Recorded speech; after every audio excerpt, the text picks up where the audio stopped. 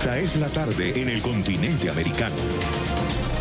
Cuando anochece en Europa y amanece en Asia, así cae la tarde en el continente americano y transcurre la noche y el amanecer en el resto del mundo. La tarde. Hola, bienvenidos a la tarde de NTN 24, el canal de las Américas. Soy Idania Chirinos. Como siempre, un gusto y un compromiso acompañarles cada día.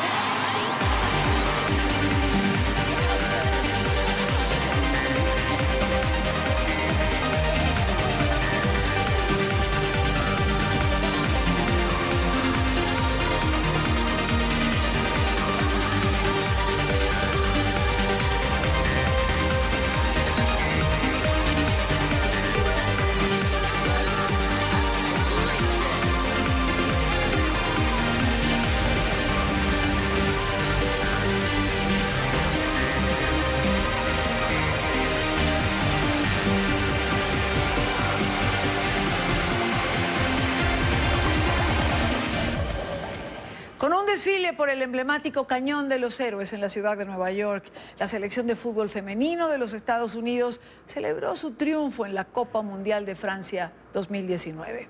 Las deportistas recibieron las llaves de la ciudad de manos del alcalde Bill de Blasio. El evento estuvo marcado por las voces que reclaman equidad salarial entre hombres y mujeres jugadores del balompié. En NTN 24, en el lugar de la noticia, con Alejandro Rincón, y una manera distinta de comenzar el programa hoy. Alejandro, buena tarde. Hola, feliz tarde de miércoles para todos. La de hoy ha sido una celebración que habitualmente es reservada para quienes han escrito su nombre en la historia, algo que han hecho con argumentos las integrantes de la selección femenina de fútbol de los Estados Unidos.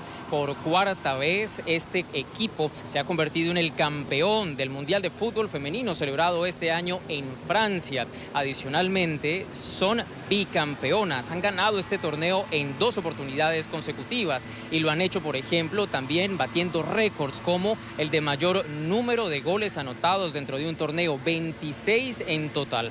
Son estas las razones por las cuales hoy la ciudad de Nueva York les ha hecho una celebración por todo lo grande, con un desfile público a través del Cañón de los Héroes, que recorre por un sector de la isla de Manhattan y desemboca aquí en la alcaldía de la ciudad de Nueva York. Haciendo el seguimiento de esta jornada, vimos cómo las protagonistas de esta historia, allí tienen por ejemplo a Megan Rapinoe, quien en compañía del alcalde Bill de Blasio mostraba a todos los fanáticos esa Copa Mundial ganada en Francia. También participaron integrantes de la policía, bandas de guerra, y en general fue esta fecha un motivo para renovar el fervor patrio de los Estados Unidos. Justo hablamos con quienes hicieron parte de esta celebración, quienes expresaron lo siguiente sobre ser parte de este día. Me encanta ver a todas las jugadoras y no importa cuán famosas sean, me gusta cómo juegan fútbol y creo que son muy buenas. Vine a apoyar a las chicas, son increíbles, jugaron muy bien esta temporada, así que es importante apoyarlas. Tenemos que amar más, odiar menos. Tenemos que escuchar más y hablar menos. Sí, somos mujeres atletas, pero somos más que eso. Ustedes son mucho más que eso. Ustedes son más que un fanático. Son más que alguien que apoya los deportes. Son más que va para allá cada 4 años y nos apoya. La de hoy ha sido una oportunidad en donde el deporte se ha intersectado nuevamente con la política a raíz de la siguiente razón. La victoria de la selección femenina de fútbol en el Mundial de Francia 2019 ha sido utilizado como una plataforma para renovar las voces de quienes reclaman una equidad salarial entre hombres y mujeres deportistas. Actualmente las mujeres ganan o reciben un 30% menos de ingresos, aun cuando ellas en los Estados Unidos tienen más éxito y han logrado mayor visibilidad a través de su talento y de su destreza. Precisamente con este llamado coincide la firma de una ley que ha tenido lugar hoy, hecha por parte del gobernador Andrew Cuomo, quien ha promulgado esta normativa con el objetivo de que se logre una verdadera equidad salarial entre hombres y mujeres deportistas. Estas mujeres jugadoras de fútbol merecen cada dólar que los hombres que juegan fútbol reciben. Tiene la razón, nos levantamos con ella en solidaridad y Nueva York va a liderar esta carrera y voy a firmar una ley hoy que dice que no es solo lo correcto, que no es solo la cosa moral que se debe hacer, sino que también es la ley en el estado de Nueva York.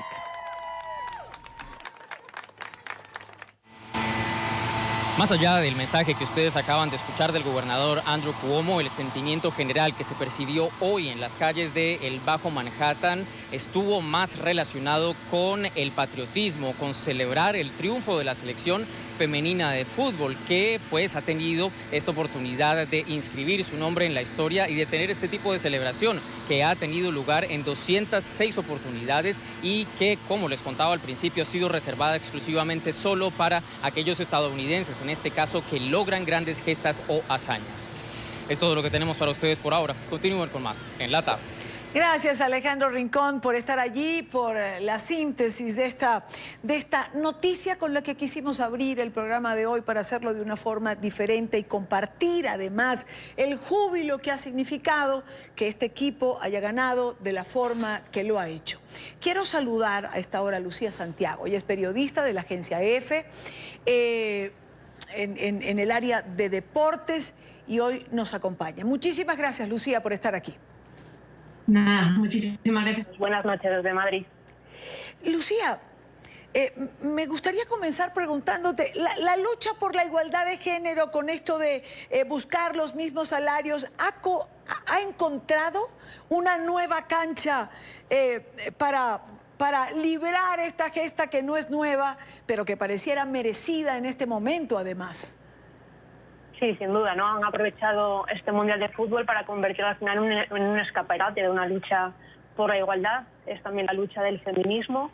Participamos todas las mujeres de todos los rincones del mundo, también las futbolistas, y creo que sobre todo es importante ese mensaje que están mandando todas las futbolistas de todas las selecciones en el último mes, ¿no? Queremos más espacio, queremos más visibilidad, queremos más respeto y, como decían las jugadoras de Estados Unidos, también conseguir una equidad salarial. No va a ser fácil, ¿no? Evidentemente, ayer conversaba con un periodista de deportes de nuestro canal y decía que había que tomar en cuenta que el fútbol masculino llevaba mucho más años, que era una liga más establecida, que estaban más organizados a nivel de país, no así en el fútbol femenino. Yo diría que ninguna conquista social es sencilla, mucho menos en el deporte, porque tradicionalmente ha estado más masculinizado, podríamos decirlo así, pero es verdad que las mujeres están intentando ganar un nuevo espacio en todos los ámbitos, también en el fútbol, y al final yo creo que sí que este Mundial es el principio del cambio. A partir de ahora las cosas tienen que ir mejor para las mujeres, más respeto, más oportunidades, más patrocinadores, más visibilidad en medios de comunicación, y en ese sentido creo que este Mundial va a marcar tanto un antes como un después, que luego tiene que trasladarse al día a día, es decir, a los clubes, a las competiciones nacionales, pero el principio del camino ha sido este Mundial de Francia. Y creo que hay un factor que también va a pesar, Lucía, y que hace una diferencia, y son los millones y millones de personas que en el planeta estuvieron atentos a lo que fue este Mundial y a la final. Sí, coincido totalmente con esa visión. Al final tienes audiencias, tienes estadios llenos, tienes al público pidiendo más oportunidades para disfrutar del fútbol que practican las mujeres, y creo que ese es el mensaje y el pozo que va a dejar este Mundial. Al final, en Francia se ha vivido este Mundial femenino como hace un año el Mundial masculino en Rusia. Este es el principio del camino, como decía antes, y creo que se ha demostrado, ¿no?, que hay un apoyo social a la mujer futbolista, que espero que no se quede solamente en este torneo, en lo que hemos vivido en el último mes, sino que vaya más allá y lo sigamos disfrutando en los próximos años también. Somos varios los que esperamos eso, pero creo que, a ver, el fútbol siempre comento que es como la transnacional que más dinero mueve o una de las que más dinero mueve en el mundo. Y ese mercado de 1.000 millones de personas es un mercado que está allí y eso va a ser una diferencia porque ese mercado que no ha sido explotado hasta ahora, no creo que se lo vayan a perder. A ver, el fútbol masculino al final lleva años de ventaja. A las mujeres les están empezando a dar oportunidades ahora mismo. Llevas una desventaja de años, de no sé, 50 años, 40 años, 30 años, y el fútbol femenino, el fútbol de las mujeres está empezando a rodar con mucha fuerza en Europa, creo que con mucha fuerza también en Sudamérica, con fuerza porque tradicionalmente es una disciplina reconocida en Estados Unidos, y creo que es importante que ahora ya podemos hablar de un movimiento global. Ya no es un país que apoya a las mujeres futbolistas, sino que son muchos países a la vez, muchas instituciones, muchos patrocinadores, muchos aficionados que ahora por primera vez se han dado cuenta de que el fútbol que practican las mujeres también puede ser atractivo y sobre todo que también puede ser un negocio, y ahí creo que va a marcar la evolución de la disciplina. Así es, creo que igual es lo que pienso y coincido plenamente. Lucía, en el caso de Estados Unidos y de este equipo en particular, estaba el alcalde Bill de Blasio, habían otros demócratas, ha habido un desencuentro entre el equipo y el presidente Trump, hay miembros de este equipo, futbolistas que han dicho que si son invitadas a la Casa Blanca, lo cual hasta hace poco pues era un honor y se acostumbraba siempre que un equipo en los Estados Unidos ganaba una competición. El deporte y la política no son contrarios, es decir, a veces en este tipo de celebración o en el propio deporte ¿se hace propaganda política o la política no está exenta en momentos como esto? Yo creo que en este mundial en concreto la selección de Estados Unidos quiere ser también un motor de cambio social. Ya no son las miradas como deportistas, sino contribuir a que su país sea un país mucho más tolerante, mucho más abierto, mucho más respetuoso. Y en ese sentido sí que Megan Rapinoe, por ejemplo, se ha erigido ya no solo en un icono deportivo, en la mejor deportista de este mundial, sino que también quiere dejar un pozo, quiere invitar a la acción a sus compatriotas, quiere vivir en un país donde todo el mundo pueda vivir, que no importa tu identidad de género, ni tu raza, ni tu religión, que todos sean bienvenidos. Y el principal choque que tiene con el presidente quizás viene por ahí, ¿no? Que ella quiere que su país sea tolerante y al final ella se reivindica como un icono ya social, un icono también del feminismo, un icono de la tolerancia y ya no solo un icono deportivo, futbolístico. Ella quiere ir más allá. Pues así es. Lucía, te agradezco muchísimo que hayas compartido con nosotros estos minutos en la tarde de hoy. Muchas gracias. Buenas noches para ti. Lucía Santiago, periodista de la agencia EFE en el área deportiva, y pues esta noticia seguirá dando de qué hablar, por eso abrimos con ella en la tarde de hoy. Son las 5:16, hora de la costa este. Revisamos otros temas de la agenda informativa del día. Es noticia Barbados, sigue siendo noticia Barbados, donde los acercamientos entre representantes del gobierno interino de Juan Guaidó y el régimen de Nicolás Maduro. No se conoce aún si ambas partes habrían alcanzado un acuerdo para salir de la crisis en Venezuela. Celia Mendoza, de nuestra cadena aliada La Voz de América, sigue allí en Barbados, en el lugar de la noticia, y nos tiene un reporte. Celia, buena tarde para ti. Muy buenas tardes, Ciudadania. Así es, realmente seguimos de cerca lo que está sucediendo aquí en la isla de Barbados. El Ministerio de Relaciones Exteriores confirma que están reunidos, sin embargo, los detalles acerca de la locación se mantienen completamente herméticos, y esto es a pedido del gobierno de Noruega, que también le ha indicado a las partes que no compartan esta información para preservar los detalles de estas negociaciones. Sabemos que hay estos 6 puntos en los que se está trabajando, donde se buscaría un camino a unas elecciones adelantadas para presidente, las cuales, de acuerdo a la información preliminar, podrían estar sucediendo en unos 9 meses. Pero algo que ha sido fundamental durante estas negociaciones, que se extenderían hasta finales de esta semana a pesar de los reportes de tensión entre las partes, esto de acuerdo a las fuentes cercanas a la oposición, es que se trabaje para establecer una estructura técnica para que se pueda escoger un nuevo Consejo Nacional Electoral. Esta es una de las prioridades durante esta sesión que se adelanta aquí en Barbados. Algo que también ha sido particular son los comentarios al margen de estas negociaciones de los miembros que hacen parte de estos grupos de trabajo. Tan solo en las últimas horas, Jorge Arreaza, canciller del gobierno en disputa, envió un mensaje asegurando que los Estados Unidos están tratando de presionar para que fracasen estos diálogos con el gobierno interino que se llevan a cabo aquí en la isla de Barbados, y haciendo referencia específicamente a una declaración entregada por el Departamento de Estado a la agencia EFE, en la que se hablaba que la prioridad para los Estados Unidos en los diálogos que serán auspiciados por Noruega es que salga Nicolás Maduro antes de cualquier otro acuerdo. Para poder llegar a las elecciones tendría simplemente que salir Maduro del camino, y esto es algo que se planteaba dentro de estos 6 puntos, si Maduro estaría o no en la boleta electoral y cómo se podría establecer ese escenario en estos próximos meses antes de estas elecciones. Y esto definitivamente muestra cuáles podrían entonces ser los puntos de tensión entre las dos partes cuando vemos estas declaraciones públicas de Jorge Arreaza. Mientras tanto, la oposición se ha mantenido al margen de hacer comentarios. Solamente hemos visto mensajes acerca de la importancia de llegar a una solución política. Juan Guaidó lo dijo durante una entrevista con una cadena en Colombia, asegurando que él estaba dispuesto a comprometerse si esto significaba un cambio real, y además de ello que era escéptico y tenía dudas acerca de las negociaciones con Nicolás Maduro debido a los antecedentes que se tienen, y citó específicamente el 2017 y los diálogos de la República Dominicana.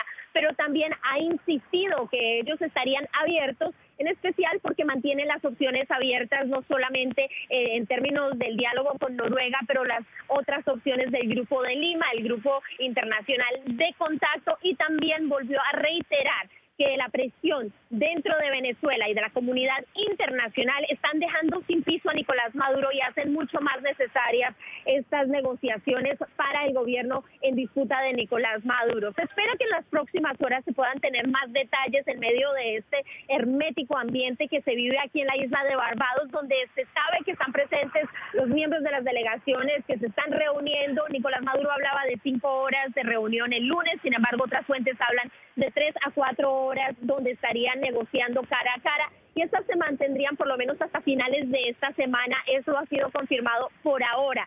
Todo puede cambiar y hay que esperar definitivamente los detalles por parte del gobierno de Noruega, quien se habría anotado una victoria con la posibilidad de que la Asamblea Nacional Constituyente pueda dejar de existir y los miembros del chavismo puedan regresar a la Asamblea Nacional, que sería uno de los pasos fundamentales para que se siga adelante con este proceso, que hasta ahora no tiene una fecha límite, que se avanza y que todavía no tiene una mesa permanente de negociaciones como estaba insinuando Nicolás Maduro en los últimos días. Informó Celia Mendoza de La Voz de América desde la isla de Barbados para NTN 24 la tarde. Regreso contigo, Idania. Gracias, Celia. Gracias por la información. Hay que esperar que Noruega informe, aunque normalmente el régimen siempre deja colar algún tipo de noticia. Sobre todo lo hace Nicolás Maduro, que nunca se queda callado. Es noticia el allanamiento de la vivienda del expresidente peruano Ollanta Humala y su esposa Nadine Heredia en medio de la investigación de la red de sobornos de Odebrecht. Mediante un operativo, las autoridades irrumpieron las viviendas y otros 26 inmuebles y oficinas luego de que la constructora brasileña indicara que presuntamente pagó $3 millones para la campaña electoral de Humala 2011, a cambio de la concesión de obras del gasoducto del sur, uno de los más grandes proyectos de ingeniería del país.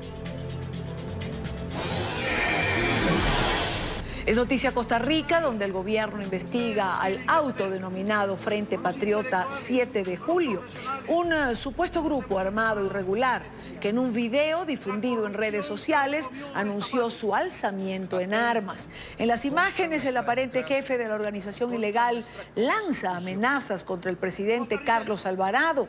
El mandatario, por su parte, rechazó el mensaje del grupo armado ilegal. Este es el video que mantiene en alerta a las autoridades de Costa Rica. ¡A las armas, costarricenses! Como lo dijo Juanito Mora un día. En las imágenes se aprecia al menos una docena de hombres con los rostros cubiertos y vestidos con trajes de camuflaje militar. Varios de ellos aparecen fuertemente armados.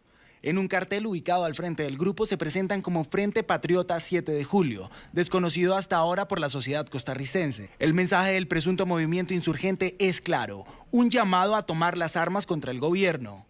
Llegó la hora de que todos nos alcemos bajo una sola consigna y le digamos a este traidor hipócrita y mentiroso que tiene los días contados para su gobierno.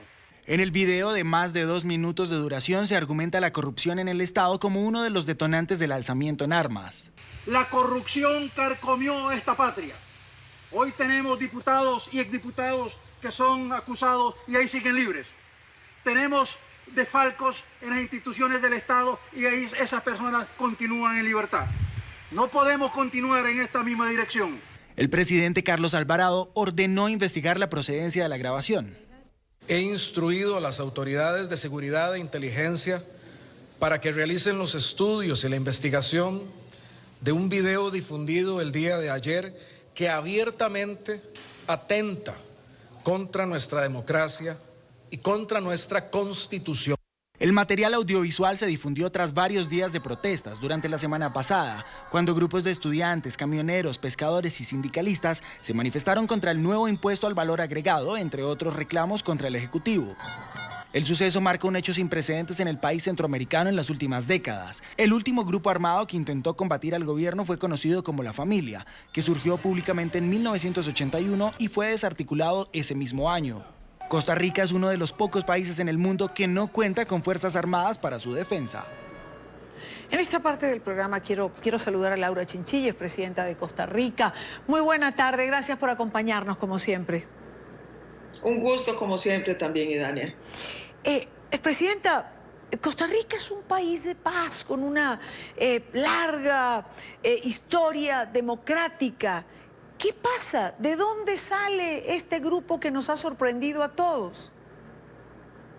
Efectivamente, Idania, Costa Rica es un país de paz, una democracia desarmada que abolió el ejército hace más de 60 años, pero también es una democracia viva, efervescente, en donde los grupos se organizan, protestan, discrepan de las medidas de gobierno y hemos estado atravesando unos días ciertamente complejos. El gobierno ha tomado decisiones que han sido difíciles para algunos grupos de aceptar. Desde mi punto de vista, y aunque no es un gobierno del signo de mi partido, han sido decisiones necesarias, indispensables, particularmente para poder balancear las finanzas del Estado. Esto ha sido utilizado de mala manera por algunos grupos que se han vuelto expertos, yo lo sufrí en mi gobierno también, en tratar de azuzar los ánimos de la población y aprovechar coyunturas como estas para golpear a la democracia, para ir mordisqueando la institucionalidad y bueno, y conseguir resultados que no necesariamente son los mejores para un país. De manera que hay que tomarse este video que ha trascendido con alguna cautela. ¿Hay descontento en el país? Sí lo hay, muy parecido a lo que está pasando con muchas de las democracias del mundo. La gente demanda más eficacia de las instituciones del Estado, sí. Está descontenta con la política, sí. Pero yo no creo, Idania, que un llamado como estos se asiente en un sentir nacional. El costarricense sigue recurriendo a otras formas de protestar por la vía institucional y serán las elecciones próximas que dirán qué es lo que va a pasar. Pero yo tomaría esto con mucha cautela. El presidente ha solicitado la investigación y estaremos viendo a ver si algo resulta de la misma. Si usted me dice que hay que tomarse el video con cautela, es porque hay razones para creer que algo está pasando y que algo de cierto tiene. Usted nunca usa palabras de más, presidenta. Con cautela lo digo en los dos sentidos. Es decir, por un lado, que no podemos nunca, y son de las lecciones más contemporáneas que tenemos sobre el tema de las democracias y los fenómenos políticos. Nunca podemos despreciar ningún tipo de alerta política que una sociedad mande. Es decir, hay, digamos, de pronto chispas que alteran el sentir de una nación y puede terminar catalizando protestas que se convierten en todo un desafío para un país. Entonces, por un lado, en ese sentido me refiero, es decir, no podemos minimizar ciertamente las circunstancias generales del país y el descontento que existe, pero tampoco podemos necesariamente dar por ciertas estas amenazas, porque el otro fenómeno al que me quiero referir, que es la segunda parte de todo este análisis, es que las redes sociales se han convertido en un magnificador y muchas veces en algo que potencia aún mucho más este descontento. Son utilizadas con otras intenciones y muchas veces crean situaciones o escenarios que no necesariamente son reales. No deberíamos descartar en consecuencia que este sea un grupo que actúa irresponsablemente con el afán de abonar más, digamos, a estas incertidumbres que se vive, pero que no necesariamente tenga un sustento real, que no sean más que los 10 hombres o personas que salen ahí con unas armas que ni siquiera sabemos si son ciertas o no, si están cargadas o no. Claro. En fin, hay que ser un poco prudente. Ahora, Presidenta, ellos mencionan en su locución la corrupción. Y evidentemente la corrupción es el mal de nuestros días. ¿Costa Rica sufre igual de corrupción? ¿A qué niveles? Sí, desafortunadamente tenemos que reconocer que en eso los ciudadanos tienen razón ante sus reclamos y particularmente ha sido muy duro lo que hemos visto en América Latina cuando, ¿cómo cuesta a veces ver que los gobiernos se pongan de acuerdo o las élites políticas y empresariales para promover la integración y programas de cooperación y se pusieron de acuerdo para robar? Porque la transnacional de la corrupción, que significó Odebrecht, no fue más que eso. Ahí todos hablaban el mismo lenguaje. Costa Rica, si bien no ha salido, digamos, involucrada a gran escala en este tipo de situaciones, sí han habido problemas de corrupción. La mayor parte de ellos, sin embargo, a nivel de mandos medios, aunque sí ha tocado a los mandos altos, al Poder Judicial, la gente está demandando sobre todo que se combata la impunidad y que hayan sanciones. Este es un tema en donde no podemos claudicar y yo espero que las autoridades así lo entiendan. Presidenta, ante un evento de este tipo, usted decía, por ejemplo, el gobierno ha tomado medidas, el presidente no es de mi partido, pero creo que ha tenido razón en tomarlas. Ante un evento como este, la dirigencia política en Costa Rica tiene que cerrar filas en torno al gobierno. Sí. Y lo estamos haciendo, Idania, y en eso yo creo que seguimos siendo un ejemplo. Habemos 7 presidentes vivos en este momento, expresidentes vivos en este momento en Costa Rica, y 6 de ellos nos hemos unido de diferentes extracción político-partidaria para hacer un llamado a la sensatez, al diálogo, a la recurrencia de las vías institucionales para resolver sus diferencias. Y en ese tema el presidente, aun cuando tengamos otro tipo de discrepancias, en eso el presidente sabe que cuenta con nosotros. Pues quiero darle las gracias a Laura Chinchilla, presidenta de Costa Rica, por estos minutos con nosotros. Buena tarde para usted. Igualmente, hasta luego. Buena tarde. Laura Chinchilla siempre está con nosotros en NTN 24. Continuamos con más, porque la agenda tiene información. En Noticia España, porque la Policía Nacional informó sobre la captura de 6 personas en distintos países europeos que lideraban una red de prostitución. El grupo operaba a través de 16 páginas web. En Madrid, Marcelo Moncayo tiene un reporte. Hola, ¿qué tal? Saludos para ustedes en la tarde, amigos televidentes. De este día, la policía española informó sobre el desmantelamiento a nivel europeo de una red de proxenetas que promocionaba prostitutas a través de Internet. Estos delincuentes desde el año 2010 hasta la fecha ganaron más de 40 millones de euros con este acto delictivo. Alguna parte de este dinero se lavó en países como Panamá e inclusive algunos de los dominios de las páginas web utilizadas estaban albergados en Colombia. En distintos países europeos se llevó a cabo el macrooperativo denominado Webmaster, que permitió la desarticulación de una red internacional de proxenetas que publicitaba a través del Internet los servicios que ofrecían varias mujeres que ejercían la prostitución principalmente en Finlandia, en donde esta red cubría el 75% del mercado de la prostitución a través de sus 16 páginas web.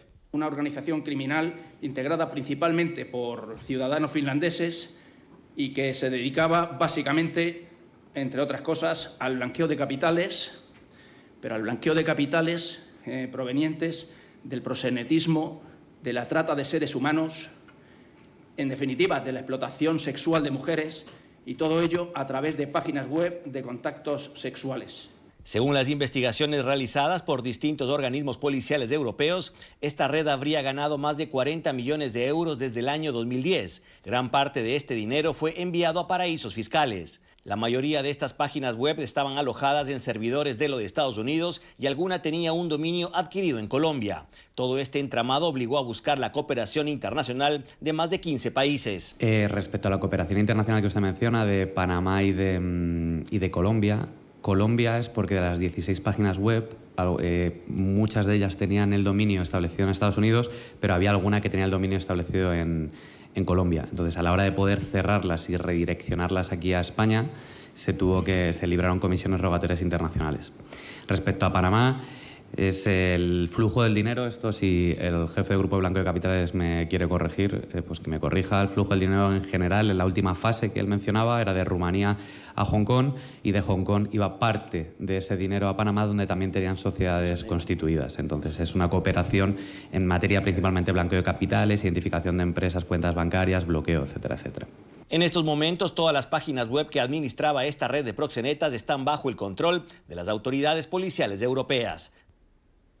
Televidentes de la tarde, y en estos momentos las operaciones continúan abiertas para lograr determinar si esta red de proxenetas que promocionaba prostitutas a través de Internet tenía lazos en otros países europeos y también latinoamericanos. Este es el informe para la tarde. Marcelo Moncayo, NTN 24, Madrid. Gracias, Marcelo, gracias por la información. Y antes de ir a nuestra primera pausa en la tarde, hoy el régimen de Nicolás Maduro ordenó y realizó el entierro del cuerpo del capitán de corbeta Rafael Acosta Arévalo, sin la autorización de sus familiares. Al igual que ocurrió con el cadáver del inspector de la policía, Óscar Pérez, se saltaron los procedimientos y se sepultó el cuerpo sin ningún tipo de aviso. Este será tema más adelante en el programa. Por ahora, al corte.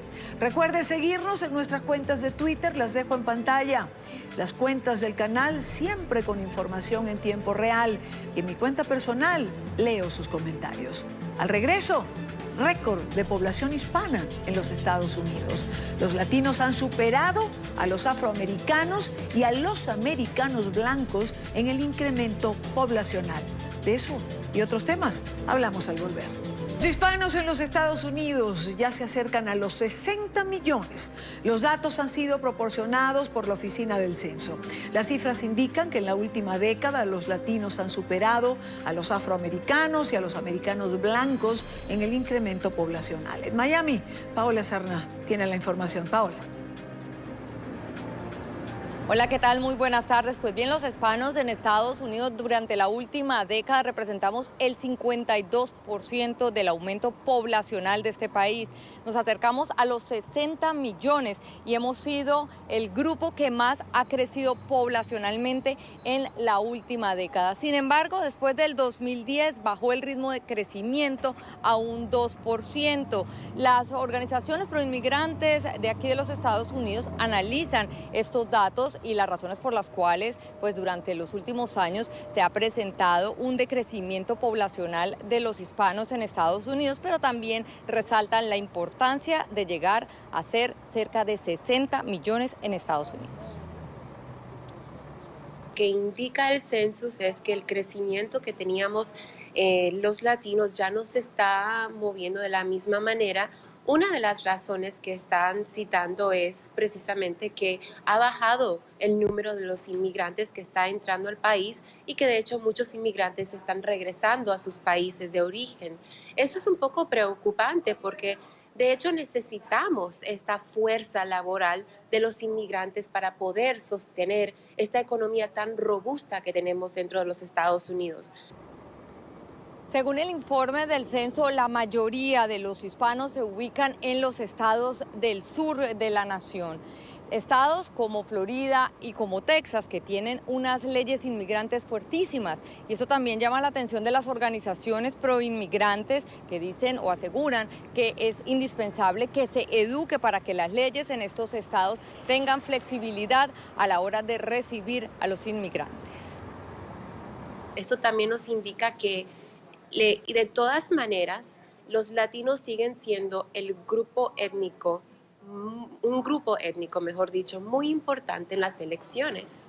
Sabemos que vamos a ser el grupo étnico más grande que puede tener el acceso al voto. Las organizaciones proinmigrantes hacen un llamado a los indocumentados en Estados Unidos para que participen del censo que se lleva a cabo el próximo año, ya que la oficina del censo no puede compartir el estatus legal con ningún tipo de agencias, por ejemplo, la agencia de inmigración aquí en los Estados Unidos. Y además esto les garantiza varios beneficios a nivel comunitario, entre ellos que lleguen más fondos económicos a los distritos. La información desde Miami, soy Paola Serna. Continúen con más desde nuestros estudios centrales. Muy buenas tardes. Gracias, Paola, gracias por la información. Y a esta hora nos acompaña Juan Carlos Guerrero, presidente del Consejo de Desarrollo Binacional, presidente de la Fundación para el Bienestar de los Paisanos. Señor Guerrero, bienvenido. Buena tarde para usted. ¿Qué tal? Buenas tardes, a sus órdenes. Señor Guerrero, ¿cuán necesario son los hispanos dentro de la fuerza laboral de los Estados Unidos? Perdón, no escuché bien la pregunta. ¿Cuán necesarios son los hispanos dentro de la fuerza laboral en los Estados Unidos? Es fundamental la labor que desarrollamos dentro de la actividad económica de Estados Unidos. No únicamente en el área agrícola, sino en el área de servicios y comercios. Somos la base fundamental de este desarrollo y de estas economías. No puede haber ningún crecimiento en ningún estado de la Unión Americana si no es a través del trabajo, del esfuerzo y de la entrega del compromiso de los hispanos en nuestra actividad y agenda económica. Es preocupante, como decía la entrevistada de nuestra corresponsal, que haya disminuido el crecimiento al que veníamos acostumbrados. Yo no lo vería de esa manera tan radical.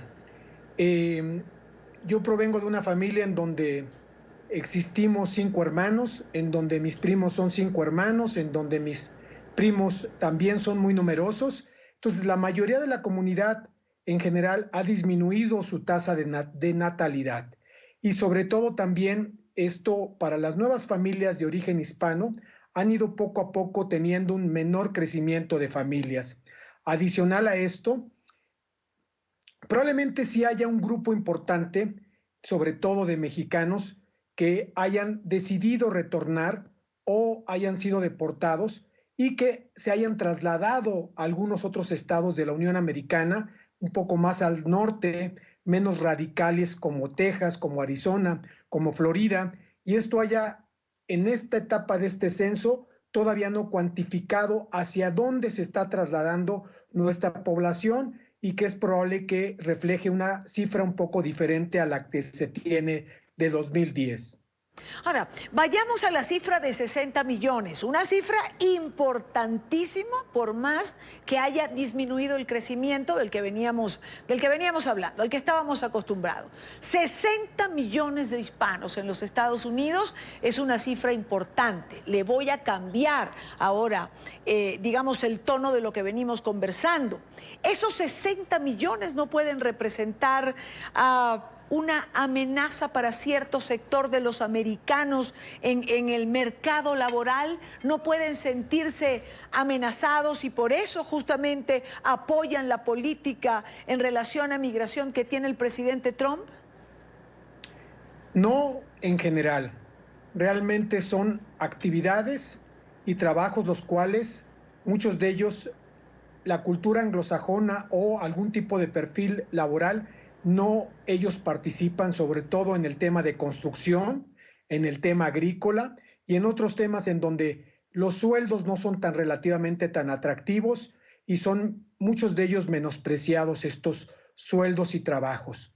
Sin embargo, los latinos nos acostumbramos a tener 2 o 3 trabajos que pueden esto sí generar, pero al contrario, dinamizar más la economía, y eso es parte de lo que en algún momento se puede ver como amenaza, ya que muchos trabajadores tienen que generar mayor trabajo para poder pagar sus estadías y mandar a sus familias algún tipo de ingreso adicional vía remesa. Sin embargo, digamos en esta época ya de campaña electoral, sobre todo en la administración del presidente Trump, quizá esta disminución, que para algunos no es significativa, pueda ser tomado como un éxito de esas políticas migratorias que se están implementando? Probablemente sí. No únicamente recordemos que el presidente Obama ha sido el presidente que más deportaciones haya tenido en la historia y que actualmente en esta situación de amenazas, de redadas masivas, de posibles deportaciones en tolerancia cero, hagan que muchas de nuestras comunidades se encuentren aterrorizadas y decidan pues tratar de generar algún tipo de retorno o de repatriación con el fin de no seguir teniendo este tipo de amenazas y de situaciones.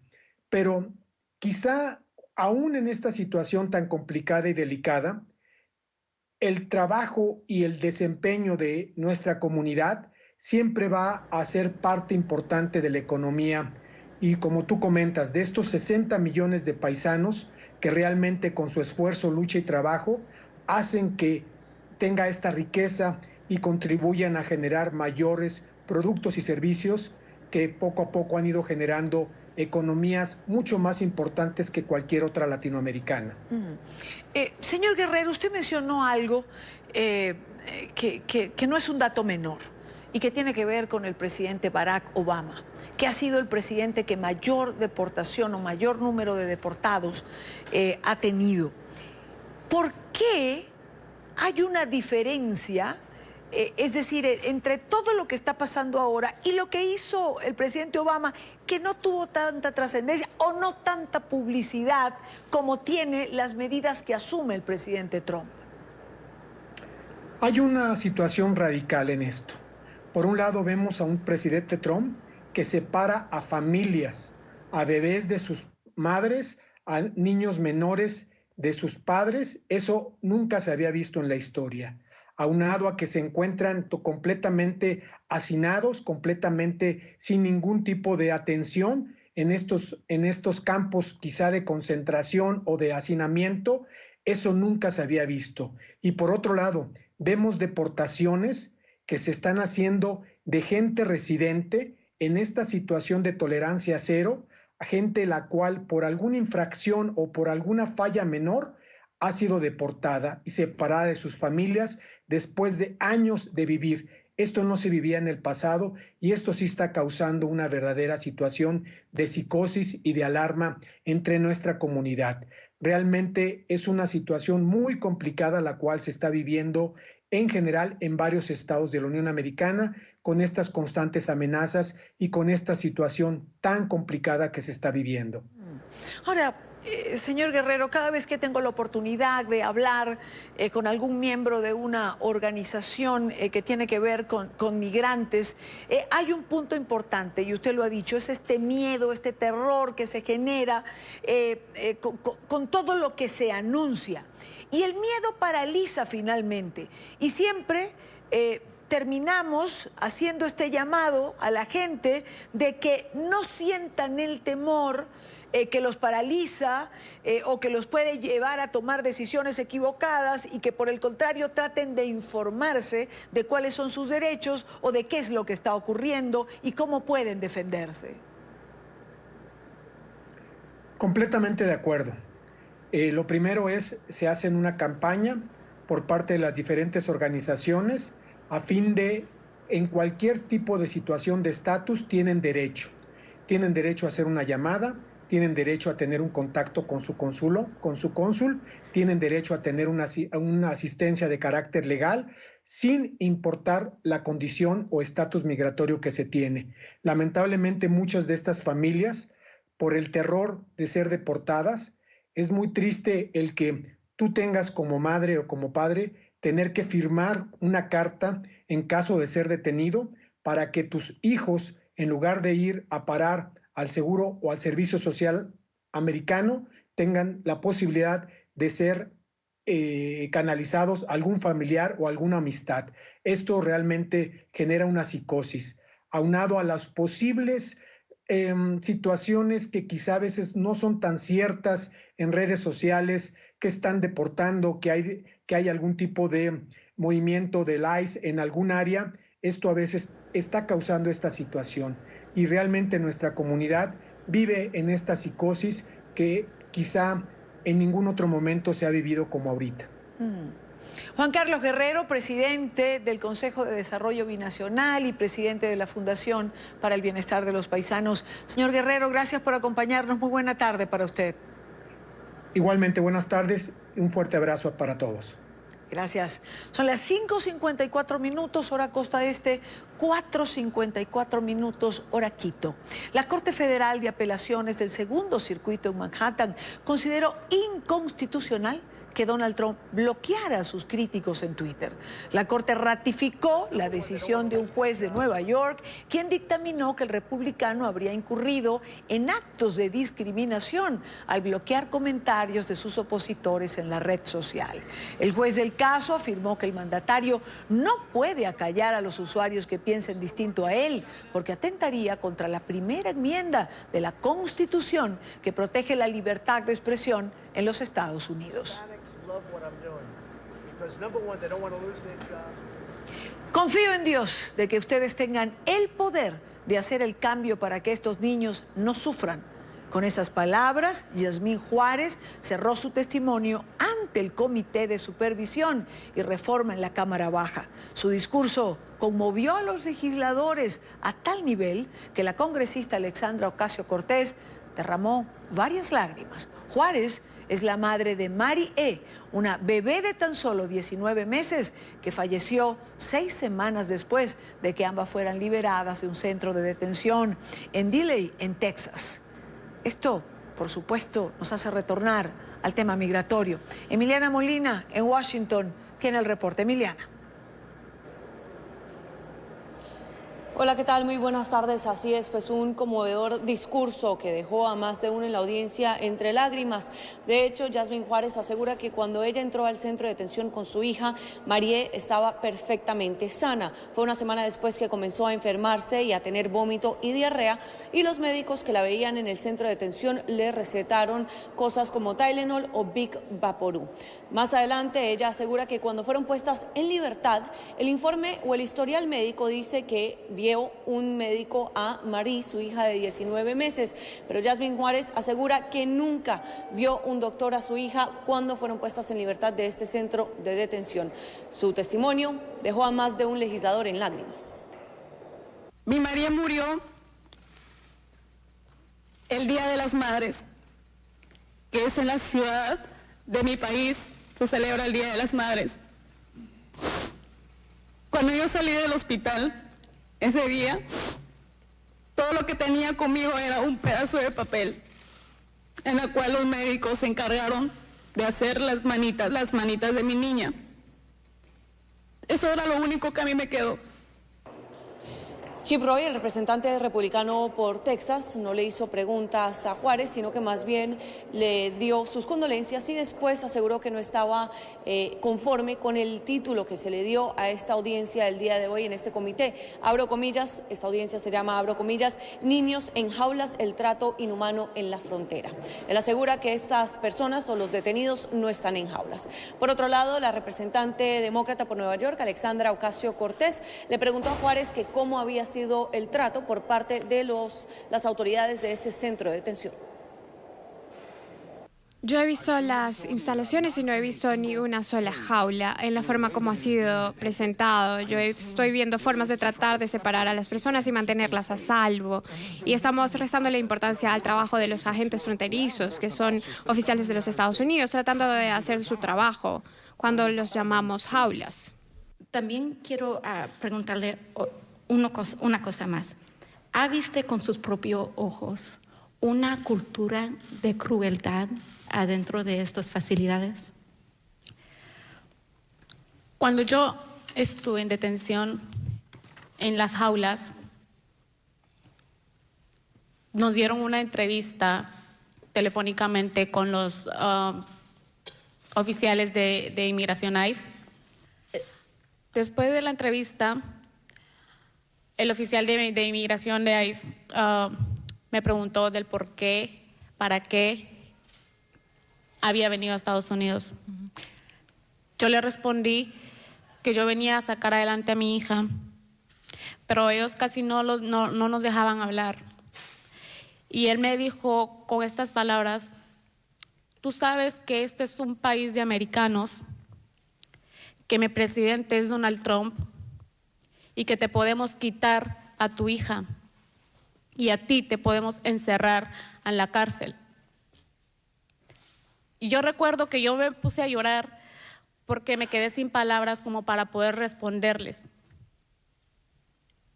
Eso para mí es maltrato. Hablamos con la representante demócrata por Nueva York, Alexandra Ocasio-Cortez, y le preguntamos que por qué eran relevantes sus preguntas en esta audiencia, a lo que nos dijo que van a ser más importantes un poco más adelante en ciertas investigaciones que se lleven a cabo en este comité en la Cámara de Representantes. Aquí en esta Cámara que creen que este es un problema de recursos, un problema de moneda, pero este es un problema de crueldad y tengo y quería preguntar sobre eso porque personas no quieren reconocer que este es un problema que es más grande de moneda o recursos. Recientes informes de la administración de Donald Trump han mostrado que cuando se visitaron estos centros de detención hay alrededor de hasta 900 personas encarceladas en ciertas instalaciones que están diseñadas solamente para poder detener a 125 personas. Esta es toda la información que tenemos desde el Congreso en Washington. Emiliana Molina, regreso al Centro Internacional de Noticias. Gracias, Emiliana, por la información. Y ya para cerrar esta parte del programa, la información que hemos conocido, por supuesto, el día de hoy, la renuncia del embajador del Reino Unido en los Estados Unidos tras la polémica desatada por la filtración de unos documentos en los que calificaba a la administración de Donald Trump de disfuncional e inepta y al que Trump calificó de estúpido y chiflado. Theresa May fue la primera dirigente extranjera que el presidente Donald Trump recibió en la Casa Blanca tras llegar al poder en enero de 2017. El diplomático británico Kim Darroch, cercano a la Unión Europea, estaba sentado en primera fila en la rueda de prensa que ambos líderes ofrecieron. No debía estar muy cómodo. Meses atrás, el entonces candidato Donald Trump había dicho que prefería a un anti-europeo, Nigel Farage, como embajador del Reino Unido en Washington. Ese mismo año, según cables confidenciales filtrados el fin de semana por la prensa inglesa, Darroch llamó al mandatario estadounidense inepto, inseguro e incompetente. Trump estalló en cólera y el martes tildó a Darroch de imbécil pretencioso. Incluso reiteró sus críticas a la premier británica por la forma ridícula en la que, según él, Theresa May manejó la salida del Reino Unido de la Unión Europea. Inesperados descalificativos del presidente de Estados Unidos, que apenas el mes pasado destacó el que llamó profesionalismo tremendo de May en su visita a Londres. A escena entró entonces el ministro de Exteriores británico, uno de los más opcionados a ser el próximo primer ministro del Reino Unido. Jeremy Hunt calificó los comentarios de Trump de irrespetuosos y falsos. Además dijo que si es elegido, dejaría al embajador en el cargo. Pero finalmente, y ante las dimensiones que cobró el escándalo, Kim Darroch renunció. Una dimisión que la premier saliente Theresa May dijo lamentar. And we owe him an enormous debt of gratitude. Darroch aseguró en un comunicado que con este paso al costado busca poner fin a las conjeturas sobre su posición al frente de la Embajada del Reino Unido en Washington, algo que, agregó, hacía imposible cumplir con su labor diplomática. Las discusiones en el Reino Unido ahora se centran en quién filtró los cables diplomáticos que envió el embajador a Londres y si todo fue parte de una estrategia en su contra. Anoche, en el debate entre los candidatos a suceder a Theresa May, el ex canciller Boris Johnson dijo que quien lo haya hecho merece ser destripado. El eurófobo, sin embargo, eludió respaldar la continuidad en el cargo del ahora ex embajador en Washington. Continuamos con más en la tarde de hoy. Son las 6:11 minutos en Caracas, Venezuela. El cuerpo del capitán de corbeta venezolano Rafael Acosta Arévalo no fue entregado a sus familiares. Sus restos fueron llevados hoy al cementerio del este de Caracas en una caravana vigilada por funcionarios del régimen de Maduro. El militar, quien murió según denuncias tras haber sido torturado mientras estaba preso, fue enterrado sin el consentimiento de sus familiares. La noticia con Luis Laya. Luis, buenas tardes. Hola, buenas tardes. Este miércoles fue enterrado en la ciudad de Caracas el cuerpo del capitán de corbeta Acosta Arévalo, quien falleció por presuntas torturas. Sus familiares exigían que les fuera entregado el cuerpo para enterrarlo en el estado Aragua, el centro del país. Sin embargo, esto no fue permitido por las autoridades. Ellos llevaron el cadáver la mañana de este miércoles hasta el cementerio del este, en donde fue enterrado. Algo similar a lo que ocurrió con Oscar Pérez. ¿Y dónde va a ser? En el cementerio del Este en los próximos minutos. Algo así, lo que se puede interpretar que las autoridades gubernamentales están diciendo, yo lo maté, yo lo entierro. El cuerpo del capitán de corbeta Acosta Arévalo fue enterrado este miércoles, no por sus familiares, sino por autoridades del régimen de Nicolás Maduro, quienes no respetaron los deseos de su madre ni de su esposa. Pareciera que cuando ya llegamos al clímax de la violación de derechos humanos, son capaces de más. O sea, ya no solamente te secuestran vivo, ahora también te secuestran muerto. Al conocerse la información de que el cuerpo sería sometido a una inhumación controlada, la esposa del capitán de corbeta repudió la acción. Según pudimos saber, los familiares querían enterrarlo en el estado Aragua, donde vive su madre. Denuncio el procedimiento ilegal que está haciendo la morgue de Bellomontes, donde va a ser entrega controlada del cuerpo de mi esposo, así como lo hicieron con Oscar Pérez. Denuncian que esta acción de enterrar el cuerpo de forma controlada se ha convertido en una práctica del Estado en materia de violación de derechos humanos. Entre los antecedentes está el caso de la masacre del Junquito contra Oscar Pérez y 6 personas más. Esta terrible práctica se ha venido de alguna manera consolidando en todos los casos como este. De tal manera que es importantísimo destacar que no basta pues con que usted le secuestren a un familiar, lo sometan a desaparición forzada, lo torturen, lo asesinen, sino que además ni siquiera lo dejan sepultarlo y velarlo como usted quiere. Esta práctica es, de nuevo, reiteramos, una violación a los derechos humanos. Tras 12 días de su fallecimiento, pasadas las 11 de la mañana, su madre, su abogado y otros familiares realizaron el reconocimiento del cadáver. Les fue mostrada el acta de defunción y pudieron observar que la causa de muerte fue politraumatismos generalizados. Según su abogado, se trata de una golpiza.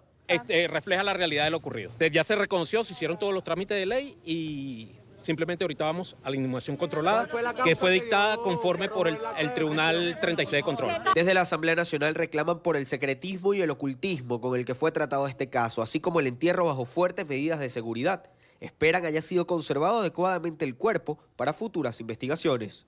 No hay la certeza porque nadie da una versión oficial ni nadie da información oficial de cuándo será el momento que le entregarán a los familiares del capitán Acosta Arévalo los restos para que le den cristiana sepultura.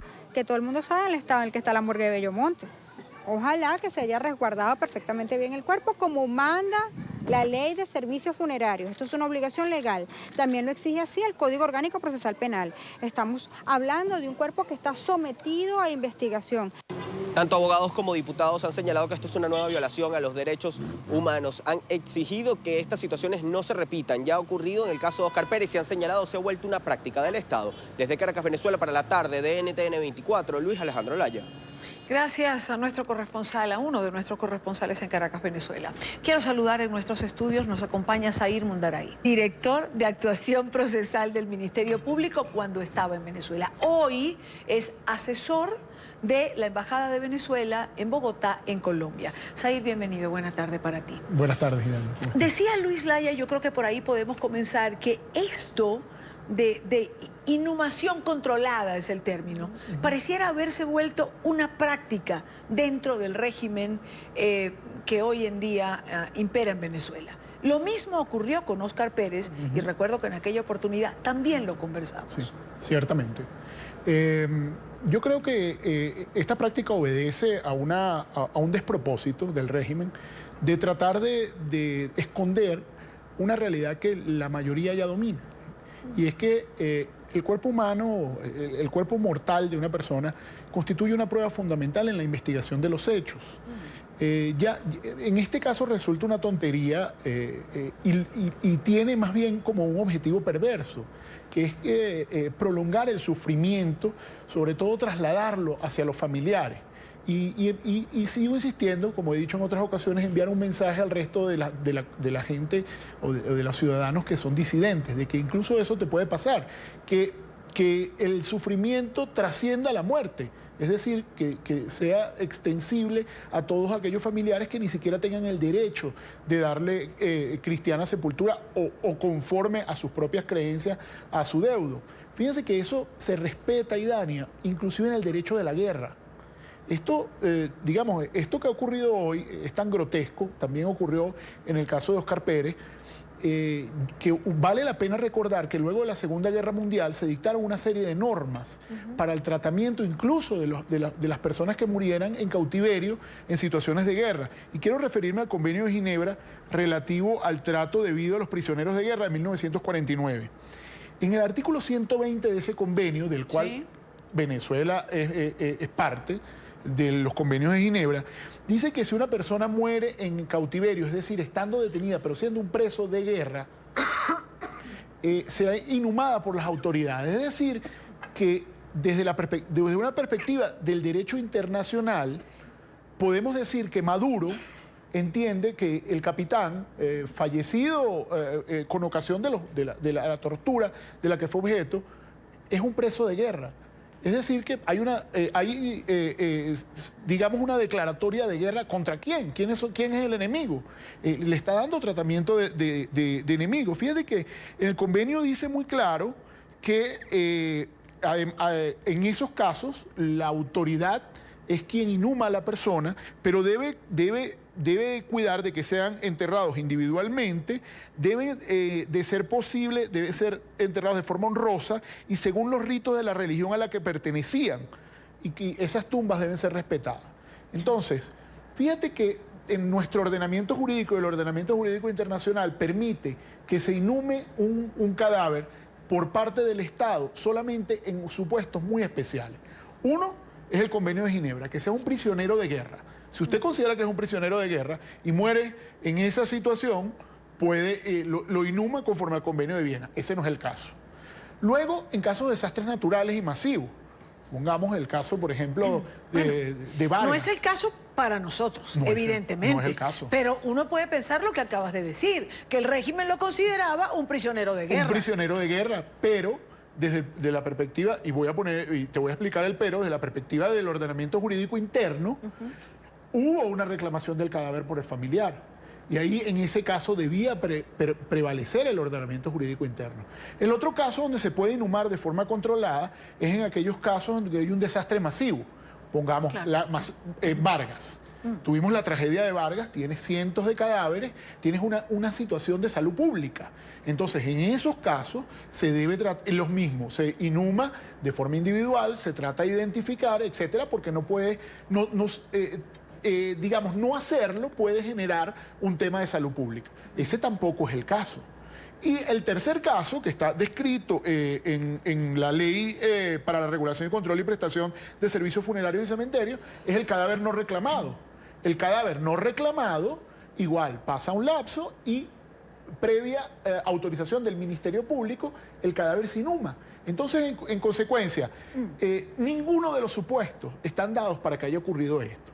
De modo que pasa algo muy interesante, que es que todos los funcionarios públicos que contribuyen en esa cadena de eventos tienen una responsabilidad administrativa y una responsabilidad que puede llegar a ser penal por abuso de funciones conforme a la ley contra la corrupción. Ellos no lo ven el día de hoy, porque cuando formas parte de esa estructura todopoderosa violadora de derechos humanos, crees que nada va a ocurrir. Pero estas cosas están siendo documentadas, están perfectamente documentadas. Y hay unas infracciones muy obvias a la ley, ya lo decía la diputada Delsa Solórzano, cuando una persona fallece en estas condiciones, debe ser inhumada en 48 horas, duraron 11 días. Es que hay varias cosas, Air, vamos por parte porque quiero ir sobre lo que acabas de decir, en un punto particular que es el reclamo de un familiar del cuerpo. Sí.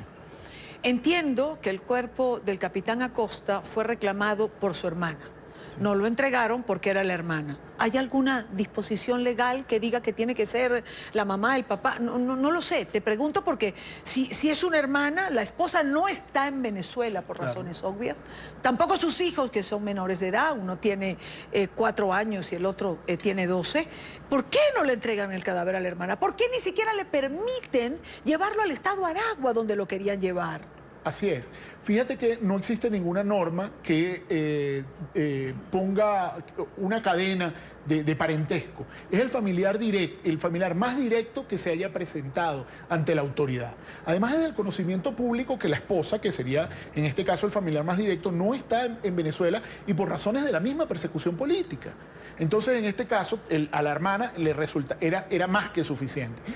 La norma, y Dania incluso dice que si hay que extender por un estudio desde el punto de vista patológico o forense mucho más largo, dentro de las 12 horas siguientes al fallecimiento se le debe notificar al familiar y decir, mire, no lo vamos a entregar por tales y cuales razones porque necesitamos un estudio más profundo. Pero nunca se puede extender 11 días. Acá incluso establece una sanción de destitución del funcionario público que retarde indebidamente la entrega del cuerpo. O sea, desde el punto de vista, si en Venezuela existiera Estado de Derecho, las autoridades de la morgue, el fiscal, el juez que inventó este procedimiento, deben ser destituidos. Y deben ser destituidos porque la norma es muy clara en el artículo 51 de la ley a la que te hice referencia, que si no hacen entrega dentro del lapso establecido, tendrán una sanción de 400 unidades tributarias. Y si reinciden en esa conducta, serán destituidos. Esta es la reincidencia, porque en el caso de Oscar Pérez tenemos que precisamente utilizaron la misma mecánica. Duraron entre 4, 5, 6 días y luego hicieron una inhumación controlada. Esta inhumación controlada implica que los restos nunca se entregan al familiar. Es decir, no tienen nunca el dominio. Pero además en un caso como este, donde hay una clara violación a los derechos humanos, en un caso como este, donde el acta de defunción dice que muere de politraumatismo, es decir, tristemente lo golpearon por todas partes, en un caso que está en la mira de la opinión pública, ¿cómo es que lo entierran los mismos que lo asesinan? Y no solo lo entierran los mismos que lo asesinan, sino que si tú ves todo el proceso judicial, la investigación está en manos de la misma estructura represiva que lo asesina.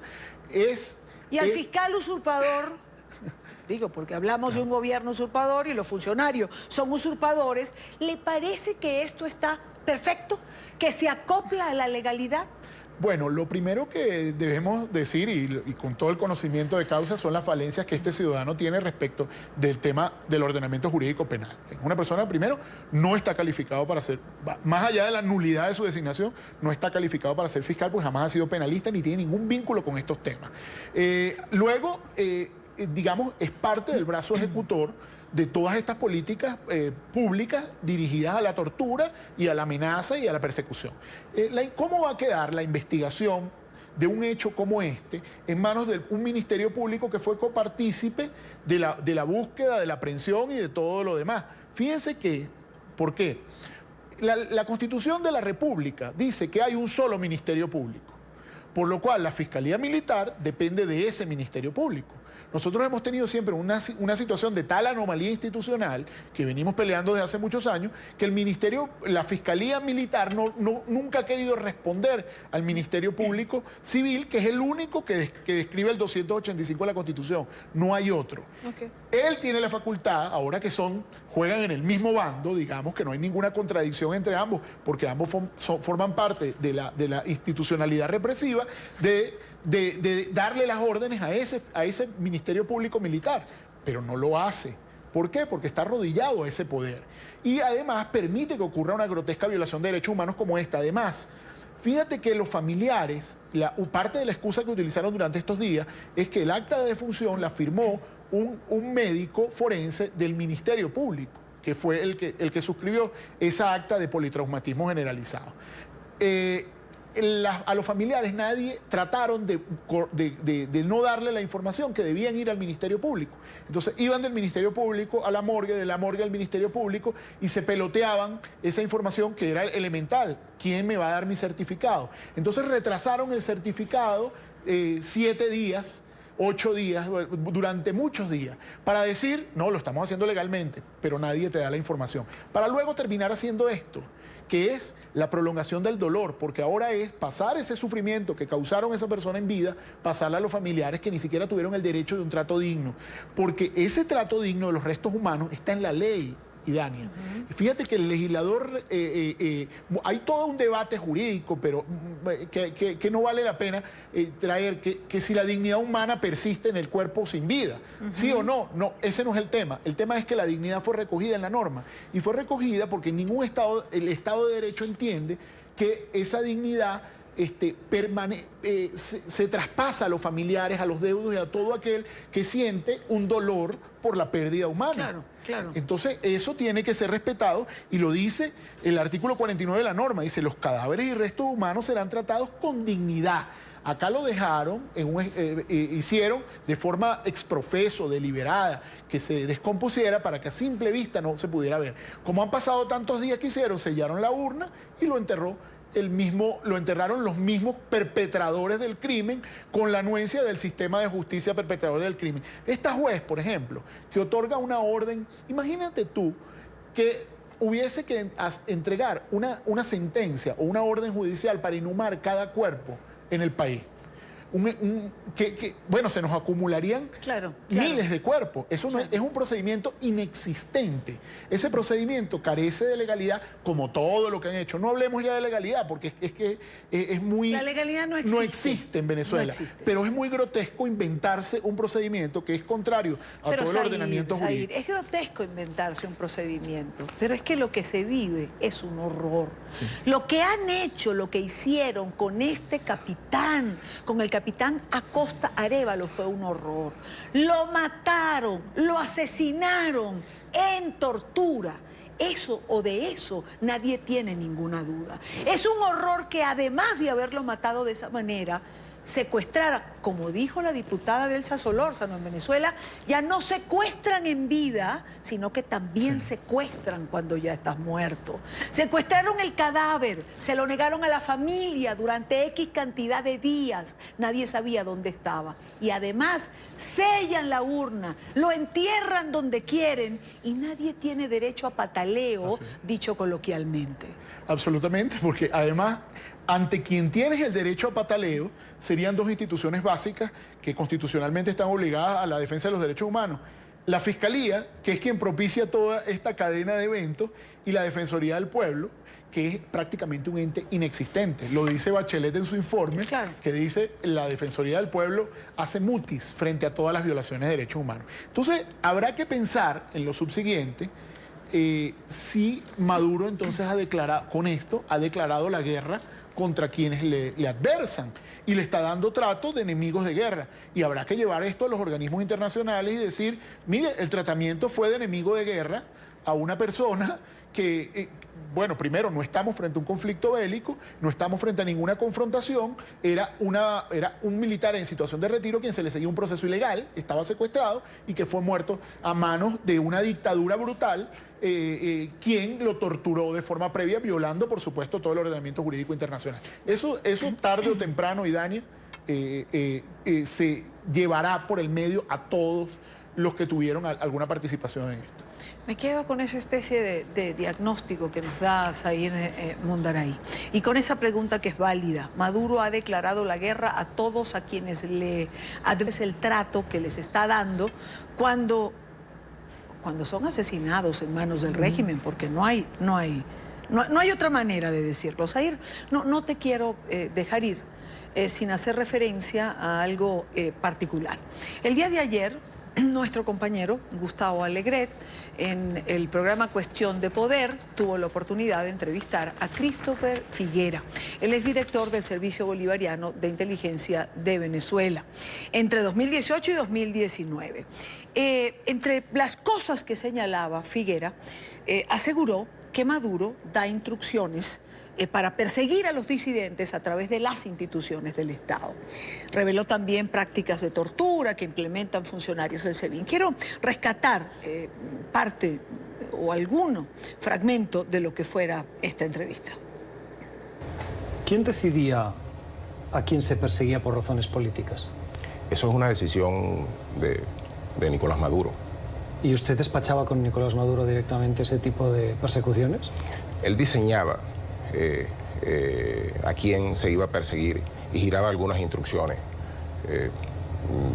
Incluso tenía que instruir a la Fiscalía para que legalizara algunos hechos que a todas luces no son legítimos. Usted ha dicho que Maduro instruía a la Fiscalía. ¿Cómo era esa instrucción? ¿Cuál era el proceso? En Venezuela no hay libertad de los poderes. Y Maduro le da instrucciones al fiscal general, al presidente del Tribunal Supremo, y ellos, por supuesto, cumplen las instrucciones que él le dice. Y los organismos de inteligencia y de seguridad se constituyen en organismos auxiliares de la justicia. Pues. ¿Qué tipo de instrucciones les daba Maduro al fiscal, a la Fiscalía? Sobre casos puntuales de algunas personas para que se abrieran las investigaciones y llevarlos a comparecer ante la justicia. Maduro le decía a usted me llegó a que decir, un preso sí, mira, tuviese aislamiento. Sí, Baduel no debe recibir visita. Requesén no debe recibir visita, por decirte dos ejemplos. El coronel García Palomo no debe recibir visita. Zahir, trabajaste en la Fiscalía. ¿Era así cuando estabas allá? ¿Había una instrucción directa? Bueno, lo primero que te puedo decir es que por no acatar ese tipo de pretensiones estamos aquí muchos fiscales. Hay más de 100 fiscales fuera del país. La gente debe recordar que empezó a utilizar la justicia militar porque no podían con los fiscales. Los fiscales tuvimos una época de ejercicio pleno y ser un contrapoder y cumplir la constitucionalidad. Fíjate que, si te percatas, la única decisión que ha tomado la Asamblea Nacional Constituyente desde que está vigente, desde el 5 de agosto del 2017, ha sido la sustitución del personal del Ministerio Público. ¿Por qué? Y eso es algo que, bueno, yo he venido analizando desde hace mucho tiempo. Chávez también lo tenía muy claro. El control del sistema judicial, del sistema de justicia, implica la posibilidad de gobernar sin freno, que no haya ninguna posibilidad de contrapeso institucional. Y eso es lo que justamente Maduro quería, que los fiscales no ejerciéramos de forma autónoma, independiente y transparente las investigaciones. Cuando se percató que que habíamos recabado las pruebas de violaciones masivas de derechos humanos, las pruebas masivas de corrupción, inmediatamente sustituyó la cabeza del Ministerio Público y todo el tren directivo y la gran cantidad de fiscales que empezamos a ser perseguidos. Él logró lo que quería, tener un Ministerio Público sumiso a su medida, una Defensoría del Pueblo inexistente, absolutamente inexistente, y un Poder Judicial que no ha sacado jamás una sola sentencia que contraríe los designios de Maduro. Todas las decisiones van en contra de los equilibrios de poder. El informe de Bachelet, yo creo que lo mejor que tiene es eso. Por eso la fiscal Luis Ortega Díaz también está fuera de Venezuela. Por supuesto. Por eso se allanó su residencia, se le persiguió, etcétera, etcétera, y tuvo que ir igual al exilio. Zahir, gracias como siempre por acompañarnos. Yo quiero cerrar esta parte del programa recordando también un fragmento de esta entrevista que hiciera Gustavo Alegret, donde el general Figuera, ante las cámaras de NTN 24, pide perdón a las víctimas del régimen. Escucha. Las personas que fueron víctimas del abuso, de la tortura en Venezuela, yo quiero pedirles perdón porque fui corresponsable de la permanencia en el poder, en el desgobierno de Maduro y su empresa criminal. cuenten ustedes conmigo y si yo tengo que atestiguar para que se haga justicia por sus deudos, no dudaré en hacerlo. Dormiré tranquilo el día que Maduro ya no esté en el poder. El general tiene quien le escriba, lo que no sé si tiene quien lo perdone. Esto decían las redes sociales cuando yo hacía la pregunta de quién perdona al general. Por ejemplo, la pregunta era ¿quién perdona al general? Sori Loreto 10 dice, no es corresponsable, él es responsable del horror de todas las víctimas y ahora quiere que lo perdonen y cuenten con él. La FAN está llena de gente como este. Belén Marrero, hermana de Roberto Marrero, recordemos que era el jefe de gabinete de Juan Guaidó y está preso. Mi hermano sigue secuestrado en el helicoide. Él fue responsable y autor material al fabricar falsas pruebas, pero si analizo su postura, considero que no es fácil salirse de una organización criminal y agradezco a Dios que su alma se arrepintiera y sacara valor para declarar. José Manuel Curras, que te perdone Dios si ayudas a destruir la tiranía, bien por ti. Que se te reconozca, pero que se acepte y considere como si nada, jamás. @Gesanda, la justicia, tanto la terrenal como la divina, ambas se encargarán de evaluar su solicitud de perdón. Deberá encarar a todas sus víctimas, los sobrevivientes a sus torturas. Ellos tendrán la última palabra con relación al perdón moral. Germán Flores, este es interesante. El perdón es una cosa, pero el castigo por el daño es otra. El perdón puede darse, es un asunto de la víctima, pero el daño causado tiene que castigarse y proporcionalmente a mayor daño, mayor castigo. Eso es justicia y la justicia no perdona, solo juzga y absuelve o castiga. Y por último, a GCR 3001. Adjunta esta caricatura de güey que habla por sí sola. Pido asilo porque no me voy a inmolar por un gobierno corrupto. Pero ya lo ven cómo está manchado.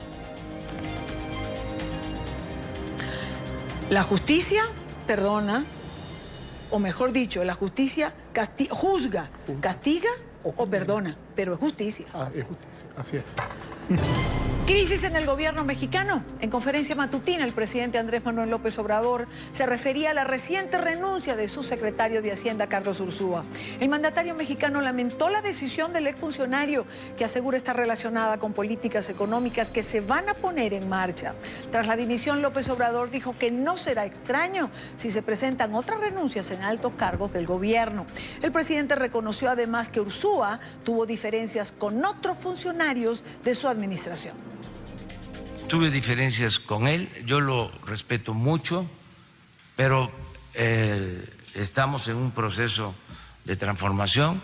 Aquí no se oculta nada. No es que salió del gobierno por motivos de salud. No, es que él es un hombre con criterios, como nosotros. Tuvimos, entre otras discrepancias, lo del plan de desarrollo, que hubieron dos versiones y la versión que quedó es la versión que yo autoricé, que incluso me tocó escribirla, porque había otra versión. Y sentí de que era continuismo. Quiero saludar en esta parte del programa a Álvaro Ramírez, politólogo, especialista en opinión pública. Señor Ramírez, bienvenido. Buena tarde para usted. Hola, Dania. Buenas tardes. ¿Qué nos deja la renuncia del señor Ursúa cuando además señala en su carta que se va porque hay decisiones que se toman sin conocimiento, que hay funcionarios que no están preparados? Y por otra parte el presidente dice, yo la escribí, yo la hice y no me gustaba la otra.